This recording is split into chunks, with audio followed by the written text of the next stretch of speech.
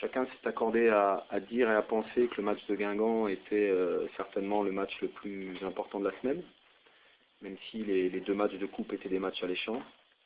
Donc l'état d'esprit, tout de suite après Lorient, ça a été de penser à la récupération, bien évidemment.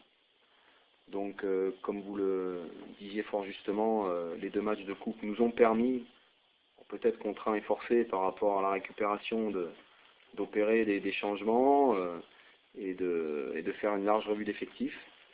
Ça nous a permis de tirer, malgré les deux résultats bruts qui sont négatifs, quelques enseignements sur l'implication, la motivation des joueurs, notre capacité malgré tout contre deux équipes de Ligue 1 à rester organisés et cohérents. Et je pense que c'est sur des bases comme ça qu'il faudra s'appuyer pour construire, je l'espère, une victoire le plus rapidement possible.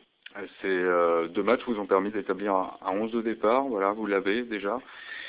Disons que j'ai forcément ma petite idée, bien évidemment je réserve la primeur de ces informations aux joueurs, vous en doutez, mais il y a des choix qui vont être effectués sur ma vision du moment, qui n'est que celle du moment, en sachant que, comme il faut également anticiper, il y a un match à Sedan dans quelques jours, donc voilà, j'avais dit il y a quelques jours que l'équation n'était quand même pas si simple que ça. Maintenant on mobilise toute notre énergie sur ce match de Guingamp, qui est un match que tout le monde attend avec beaucoup d'impatience, les joueurs je l'espère, et en tout cas le staff et l'ensemble du club également.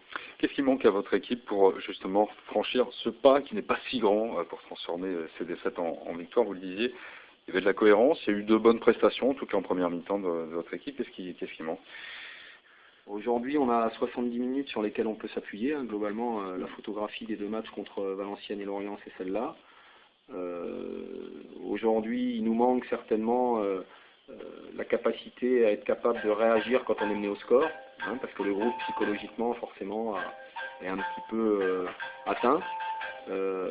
Donc je pense qu'il faut qu'on soit capable d'emmener les équipes par rapport à une organisation solide un petit peu plus longtemps dans les matchs, et puis être capable nous aussi à un moment ou à un autre d'ouvrir le score pour générer des ondes positifs dans le mental des joueurs qui en a besoin.